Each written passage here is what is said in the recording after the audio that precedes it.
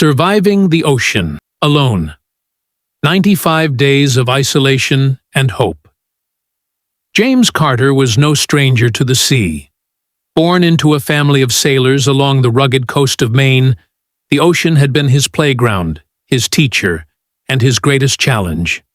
From childhood, he'd learned to read the waves like a book, to find solace in the steady rhythm of tides and winds. Yet, beneath his calm exterior lay a restless spirit, one driven by a yearning to push beyond limits, to find meaning in solitude and endurance. After decades of navigating commercial vessels and teaching sailing, James found himself at a crossroads. The world felt noisy, chaotic, tethered to expectations and distractions. He craved silence, a test of will where he could confront himself without excuses or comfort. The idea came like a whisper on a quiet evening, to row solo across the Atlantic, a daring challenge that promised isolation, hardship, but also profound discovery. It was a journey that few dared to attempt, and even fewer succeeded. For James, it was not just about crossing the ocean. It was about proving that one person, armed with courage, skill, and unwavering determination, could face the immense power of nature and emerge transformed. He spent months preparing, studying weather patterns, mapping routes, equipping his boat, and training his body and mind. Friends warned him of the risks, family pleaded for caution, but James's resolve only hardened. On a crisp spring morning, with the sun just rising over the harbor, James stood on the dock beside his small, sturdy rowing vessel. The sea stretched endlessly before him, a vast unknown that called him forward. With a deep breath and a final wave, he pushed off, beginning a journey that would test every fiber of his being for the next 95 days. James knew that the success of his solo crossing would depend as much on his preparation as on his willpower. The ocean was unforgiving, and a single misstep could prove fatal. He spent countless hours researching boats designed for solo ocean rowing, vessels that were compact but resilient, lightweight but sturdy enough to withstand storms and endless waves. After weeks of weighing options, he settled on a specially designed rowing boat named the Odyssey, a sleek, narrow craft just over 20 feet long, built from reinforced fiberglass with a small cabin at the stern for shelter and storage. The cabin was no luxury cabin. It was a cramped space barely tall enough to sit upright, but it offered refuge from the relentless sun, brutal winds, and freezing nights. Next came the supplies, a delicate balance between packing enough for survival and keeping the boat light for rowing efficiency. He carefully chose dehydrated meals, high-calorie energy bars, and essential vitamins. Water was the biggest concern. He installed a desalination unit that could convert seawater to fresh water, though it required patience and electricity generated by a small solar panel. Training was grueling. James had spent years as a sailor, but rowing demanded a different kind of strength and endurance. He spent months in the gym building his core and upper body, practicing long hours on a rowing machine to simulate the endless strokes he would face at sea. He also trained his mind, meditation, visualization, and mental exercises to prepare for the isolation and pressure. Every detail was planned meticulously.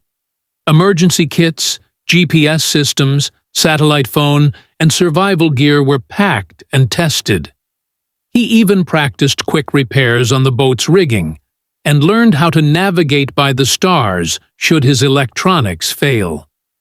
Friends and family watched in awe and concern as James's transformation from a seasoned sailor to a solitary ocean rower took shape. His boat was ready, His supplies were ready. And so was he, as ready as anyone could be to face 95 days alone against the vast, unpredictable ocean. The morning of departure arrived with a quiet intensity. The sun had barely risen when James stood on the dock, his gear packed tightly into the Odyssey, his small but sturdy boat bobbing gently in the water. Around him, a small crowd of friends, family, and curious onlookers gathered, their faces a mix of pride, worry, and disbelief. His mother's eyes shimmered with tears she tried to hide, while his younger sister gave him a tight, lingering hug, as if trying to imprint the moment in her memory forever. His closest friends exchanged quiet words of encouragement, masking their fear with bravado.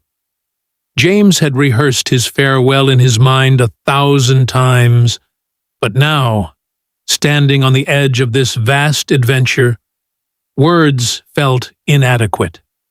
He hugged each person, feeling the weight of their hopes and fears settle on his shoulders. "I'll be back," he promised softly, though he knew no one could be certain. The crew at the marina helped secure his boat, and with a final wave, James pushed off from the dock. The sounds of the shore slowly faded behind him, the chatter, the horns, the laughter, until all that remained was the rhythmic splash of oars cutting through water. As the coastline receded, so did the familiar world James knew. Ahead lay the endless expanse of ocean, mysterious and immense. The solitude was immediate, a heavy cloak settling around him, but also a promise of the journey to come. He glanced back once more, the small dot of land already distant, then faced forward, gripping the oars with determination. The decision was made. There was no turning back now. With every stroke, he carved a path toward the unknown, ready to face whatever the ocean had in store for him over the next 95 days. The early days at sea. The first days on the ocean were a humbling baptism. The shore faded into a thin line on the horizon, and soon even that vanished, swallowed by the endless blue. James found himself alone with the vastness. No landmarks, no human voices, just the endless swell of the waves and the endless sky above. The ocean was both beautiful and terrifying. The water stretched in every direction, shimmering under the sunlight during the day and glowing faintly under the stars at night. The waves rolled and crashed against the Odyssey's hull, sometimes gentle, sometimes fierce, reminding James how small and fragile his boat, and he himself, were in this immense wilderness. He quickly learned the rhythms of the sea, how the wind could change in minutes, how the currents tugged at the boat, and how to read the clouds for signs of coming weather. The solitude pressed in during long stretches, the silence broken only by the creak of wood and the slap of waves. Nights were the most surreal. The sky exploded with stars, so bright and close it felt like the universe was watching over him. The Milky Way arced overhead, a river of light guiding him forward. The bioluminescent plankton occasionally lit up the wake behind him like a trail of fairy dust, a reminder of the ocean's hidden magic. James wrestled with feelings of awe and insignificance. This vastness, so indifferent and eternal, was unlike anything he'd ever faced. He was no longer just a man rowing a boat. He was a tiny part of a living, breathing planet. Each day brought new lessons and challenges, but through it all, James felt a deepening respect for the ocean's power and mystery, a relationship that would define the rest of his journey. The solitude came like a slow tide, creeping up on James with quiet persistence. In the first hours, he was too focused on the mechanics of rowing, navigating, and managing supplies to feel the weight of being utterly alone. But as the days stretched on, the absence of human voices became a vast, echoing presence. Without anyone to talk to, James's mind started filling the silence with memories, thoughts, and questions. He found himself talking aloud, to the wind, to the sea, even to the boat. The sound of his own voice became a comforting anchor, a reminder that he was still connected to his humanity, despite the isolation. Loneliness wasn't just about missing company. It was the absence of distraction. No bustling city, no ticking clocks, no deadlines. Time slowed, becoming both his friend and adversary. Hours blended into days, and days into weeks, blurring the distinction between past and present. At times, fear crept in, the fear of being forgotten, lost forever in this endless blue. He wondered if anyone would remember him if he disappeared. But those moments were fleeting. James learned to find peace in the quiet, embracing the solitude as a chance to confront himself, his doubts, and his deepest desires. Mid-voyage trials. The storms came without warning, swift and brutal, reminding James just how small he was against the immense power of the ocean. One afternoon, the sky darkened quickly, shifting from a serene blue to ominous gray in mere minutes. The wind picked up, first as a whisper, then a howl. James could see the horizon blur as towering waves churned, their white caps frothing like wild beasts. He braced himself, tightening every strap and securing the few belongings he had. The boat began to pitch violently, each wave slamming into the hull with bone-jarring force. Salt spray stung his eyes and soaked his clothes. The oars became heavy, waterlogged, and nearly impossible to lift. His muscles screamed, but he knew he had to keep rowing, fighting to keep the boat steady and on course. The storm's heart was a tempest of chaos. Relentless wind tearing at the sails, waves crashing over the sides, the roar of thunder shaking the very air. James huddled low, using his body as a shield against the storm's fury. Lightning flashed so close he could feel the electric charge in the air. Time lost meaning in the endless surge of water and wind. When the storm finally passed, it left behind a sky so clear it felt unreal. The boat was battered, with cracks in the wood and frayed rigging. Exhausted and soaked, James allowed himself a moment to breathe, knowing this trial was just one of many he would face alone on the sea. The storms tested his endurance, but each one also deepened his respect for the ocean's wild spirit. As the days stretched into weeks, James quickly learned that solitude was only part of the battle. His boat, though sturdy and well-crafted, was no match for the constant wear of the ocean. The relentless salt water corroded metal parts, the sun bleached the wood, and the waves battered every inch of his fragile vessel. One morning, he noticed the rudder was loose. His main tool for steering was wobbling dangerously. Panic flared in his chest. Without control, he could drift aimlessly, lost to the merciless currents.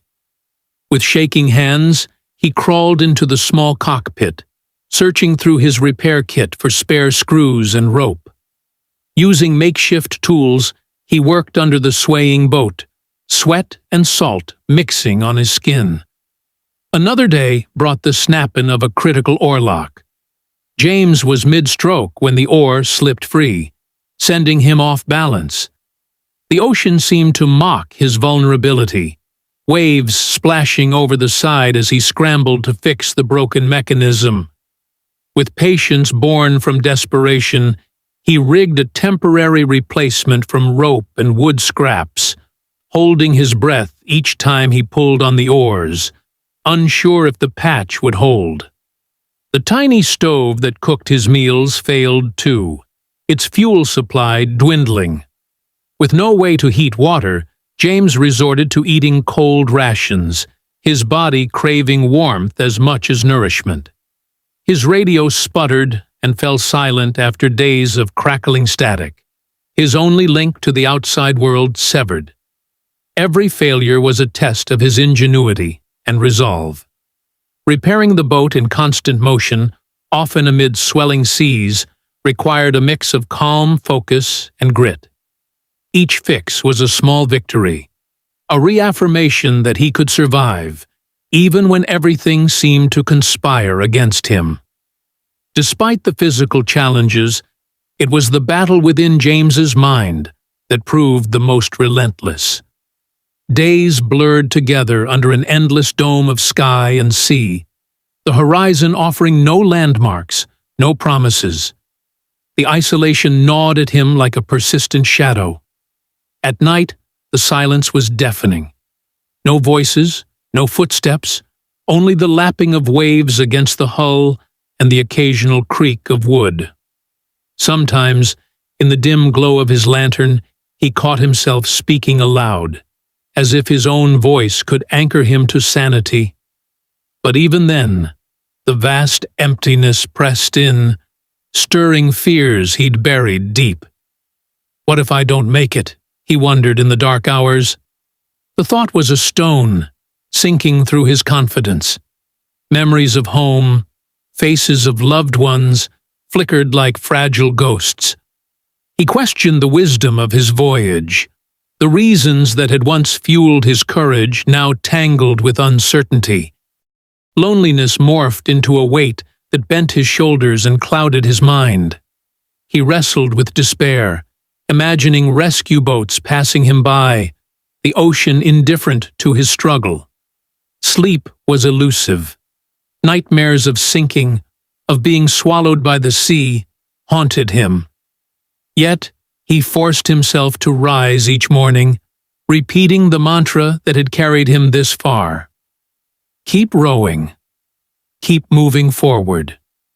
He learned to lean into the silence, to find solace in the rhythm of his own breathing, in the gentle rocking of the waves. Meditation became his lifeline, a fragile thread tethering him to the present. Letters he'd written but never sent, words spoken to the wind, gave voice to his fears and hopes. These mental battles, though invisible, shaped his journey as much as the storms and repairs. Each day he survived was a testament not just to his strength, but to the fragile resilience of the human spirit. Each day at sea settled into a rhythm, a delicate balance between survival and endurance. James knew that discipline was his strongest ally against the unpredictable ocean and the creeping despair of solitude. He rose with the pale dawn, the sky slowly brightening from black to deep blue, and then to the soft hues of morning. His first task was to check the boat, inspecting the rigging, ensuring the oars were secure, and scanning the horizon for any sign of land or change in weather. This ritual grounded him, a moment to focus before the day's toil. Rowing took up much of his daylight hours. His body ached from the constant motion, muscles burning and joints stiffening, but he pushed on, knowing that progress meant hope. When the waves were calm, he settled into a steady pace, using long, measured strokes. When the sea tossed and rolled, he adapted, letting the waves carry him, conserving energy, but always alert. Between rowing, James managed his supplies meticulously. Water was rationed carefully, sipped slowly throughout the day. Meals were sparse but deliberate: dried fruits, nuts, and the occasional freeze-dried fish. He used a small solar cooker to heat water or food when the sun was strong enough. Navigation was a constant challenge. Armed with a compass and a sextant, he charted his course by the sun and stars, making notes in a waterproof logbook. The isolation sharpened his senses. Every breeze, every swell told a story about the ocean's moods. Rest was precious, but often elusive. He took short naps, strapped into the boat's small cabin, always wary of sudden shifts in weather. Sleep was fragmented and light, punctuated by the creak of the boat and the whisper of the sea.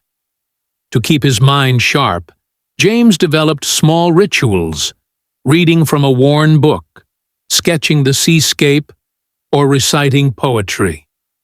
He talked to himself sometimes, imagining conversations with friends and family, using memory as a balm against loneliness. Each day's survival was a mix of endurance, careful planning, and an unwavering will to continue.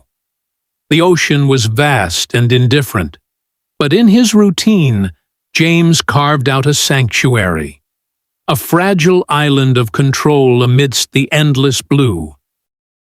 Nature's wonders and threats. Days blurred into one another on the endless blue canvas of the ocean, but nature never ceased to reveal its awe-inspiring wonders and its hidden dangers. For James, each encounter was a reminder of the fragile balance between beauty and peril. Marine life became his unexpected companions.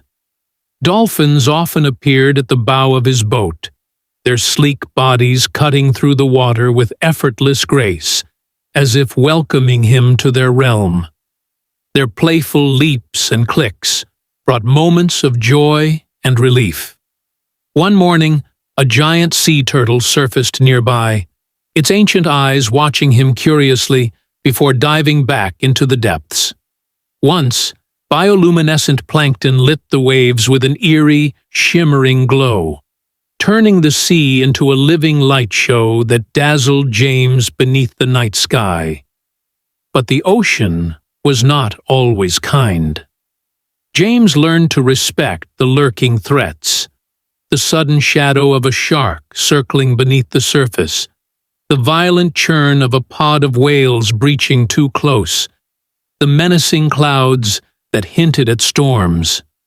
One day, a swarm of jellyfish drifted alongside, their translucent bodies a reminder that even beauty could sting. Nights brought their own kind of magic. Freed from the sun's glare, the sky exploded into a tapestry of stars, stretching from horizon to horizon. The Milky Way spilled across the heavens in glittering splendor. James often lay back, letting the cool night air wash over him, tracing constellations he had learned as a boy. The stars became his compass, his connection to a world beyond the endless waves. Yet, the beauty was shadowed by harsh realities. Food and water became scarcer as days passed. Each meal was rationed like a precious treasure. The taste of salt clung to his tongue, and thirst gnawed at his resolve. Rainfalls were rare but desperately welcomed, and James set up his small collection system to catch every drop. Fatigue settled into his bones, dragging his spirit down with the physical toll. Loneliness crept in, an invisible weight that pressed on his chest. Without human voices to break the silence, his thoughts often spiraled into dark places, fear, doubt, the overwhelming vastness of his solitude. To cope, James clung to routines and small rituals, talking aloud to the sea, recalling stories from home, focusing on the next stroke, the next sunrise. He carried the memories of loved ones like lifelines, their faces and voices flickering in his mind like the stars above. Nature's wonders sustained him, even as its threats tested every ounce of his strength. Near catastrophe, the sky darkened rapidly, clouds rolling in like an ominous wave. The captain felt the wind pick up, howling through the rigging with a growing fury. The ocean's surface transformed from gentle swells to towering walls of water, each wave threatening to swallow the small vessel whole. The storm had arrived. As the first heavy drops of rain splattered across the deck, the captain scrambled to secure everything, heart pounding. The boat pitched violently, tossed between waves like a toy. In a sudden, terrifying moment, a monstrous wave crashed over the side, nearly capsizing the boat. Clinging tightly to the oars and the frame, the captain fought to keep control, muscles burning, every second stretched into an eternity.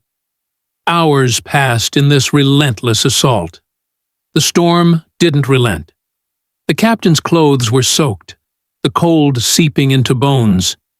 The roar of thunder and the lash of rain were deafening. But worse was the isolation.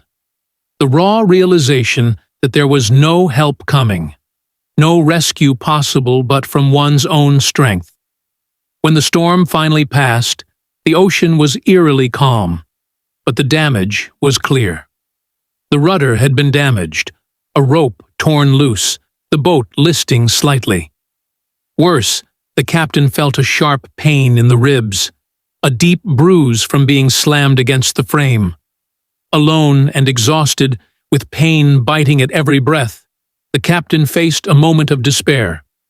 But the survival instinct flared fiercely. Slowly, carefully, repairs were made with what little tools and materials remained. Each breath became a meditation, each small success, a spark of hope. The captain reminded themselves why they had embarked on this journey: to test the limits, to conquer fear, and to prove that even in the face of nature's fury and personal weakness, the human spirit can endure. The final stretch. After the storm's fury had passed and repairs were made, a quiet resolve settled over the captain. The ocean stretched endlessly ahead, but now there was something different. A renewed determination burned brighter than before. Every stroke of the oars was purposeful, driven by a fierce will to finish what had been started. Days passed, and with each dawn, subtle signs of approaching land began to emerge. The salt air carried a faint hint of greenery. Seabirds circled overhead, their cries piercing the quiet.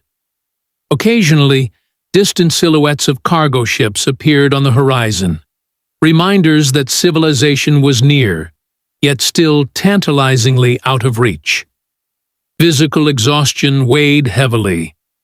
The captain's muscles ached, joints stiffened, and blisters from the relentless rowing reminded them of the price of this journey.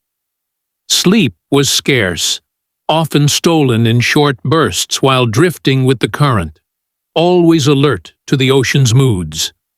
Mentally, the isolation gnawed deeper with every passing day. Doubts crept in. Was the goal close enough to grasp? Had the body enough strength to cross the final miles?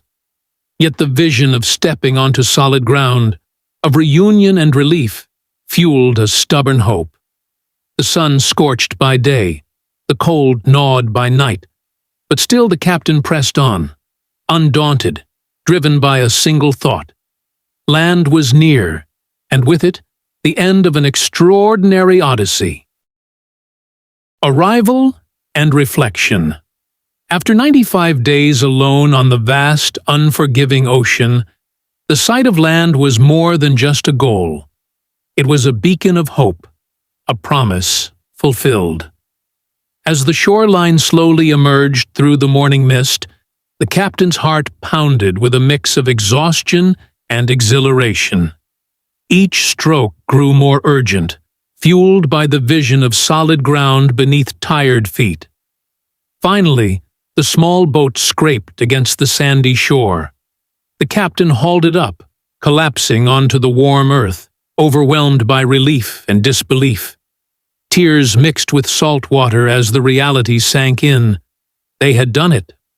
Alone, against every odds, they had crossed the ocean. Reunion with loved ones followed, a flood of embraces, words and emotions long suppressed. The joy of being seen, held, and celebrated felt almost surreal after so many days of isolation. In the quiet moments that followed, the captain reflected deeply on the journey. The ocean had been a vast mirror, showing not just the endless water, but the depths of human resilience, fear, hope, and determination. Every wave had taught a lesson in patience, every storm a test of courage. This voyage changed them profoundly. They returned not just as a sailor who had conquered the sea, but as a person transformed, wiser, humbled, and strengthened by solitude and struggle. The ocean had taken much, but it had given back something priceless, a deeper understanding of self and the unbreakable spirit within.